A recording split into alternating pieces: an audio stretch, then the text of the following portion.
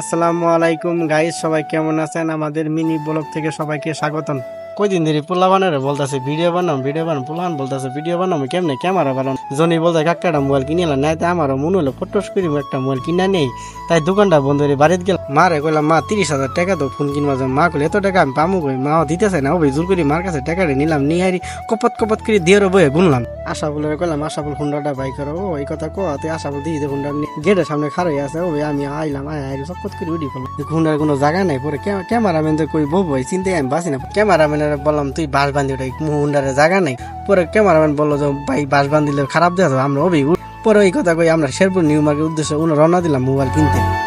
জরগাছের বাজার পর্যন্ত যাইতে না যাইতে ধরলো বৃষ্টি থেকে একটা দোকানের সামনে খাড়াইলাম। খাড়ানোর পর অনেকক্ষণ দাঁড়ানোর পর এখন বৃষ্টিটা থামলো। থামার পর আমরা আবার শেরপুরের উদ্দেশ্যে আবার রওনা দিলাম।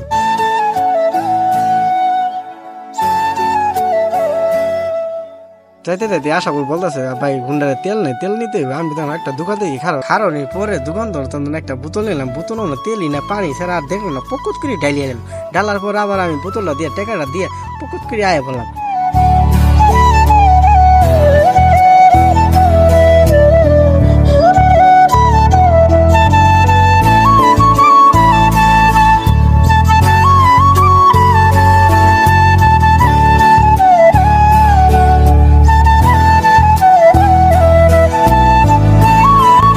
আবারও কিছুক্ষণ যাইতে না যাই ধরলো বৃষ্টি দেখে পরে আমরা একটা প্রাইমারি স্কুল থেকে থামলাম। আঙ্গুর পিছে দিয়ে আরো অনেকটি মানুষ হুন্ডা নিয়ে আসলো, কারণ বৃষ্টির কারণে কোনো যাইতে পারতাছি না।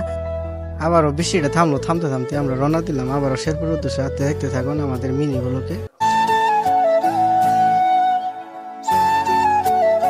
এখন আমাদের গাড়ির লাইসেন্স নেই, তাই আমরা কি করলাম, এক আত্মীয় বাসায় আমাদের হুন্ডারেই। তারপর আমরা একটা অটো নিয়ে নিউ মার্কেটের উদ্দেশ্যে রওনা দিলাম। ইতিমধ্যে দোকান আইসি দোকানদার ভাই বললাম ভাই মোবাইলটা তাড়াতাড়ি ভাই করেন, আমার আর খুলাইতেছে না। আমি ওই টাকাটি গুনিয়ে দোকানদার হাতে দিলাম। দোকানদার পকত করে দোকান টাকাটি গুনতেছে আমার সাথে।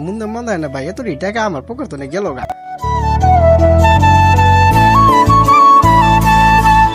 অবশেষে দোকানদার মোবাইলটা বাইকে দিল। দেওয়ার পরে আমি আর মোবাইলটা খুললাম না। আশা বলে বললাম আশা বল তুমি বক্সটা খুলিয়ে দেখো মোবাইলটা ঠিক আছে না আছে।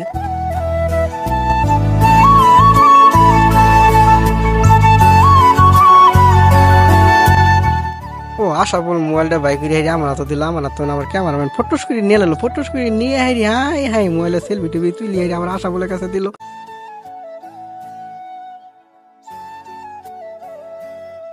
সব শেষে দোকানদার আমাদের মোবাইলে আবার প্যাকেট করে দিয়ে দিল। আমরা মোবাইলটা নিয়ে আবার বাড়ির উদ্দেশ্যে রওনা দিলাম। ইতিমধ্যে আমাদের ব্লগটি শেষ হয়ে, সবাই দোয়া করবেন আমাদের জন্য। আর আমাদের ব্লগটি ভালো লাগলে সবাই লাইক কমেন্ট শেয়ার করবেন। আসসালামু আলাইকুম।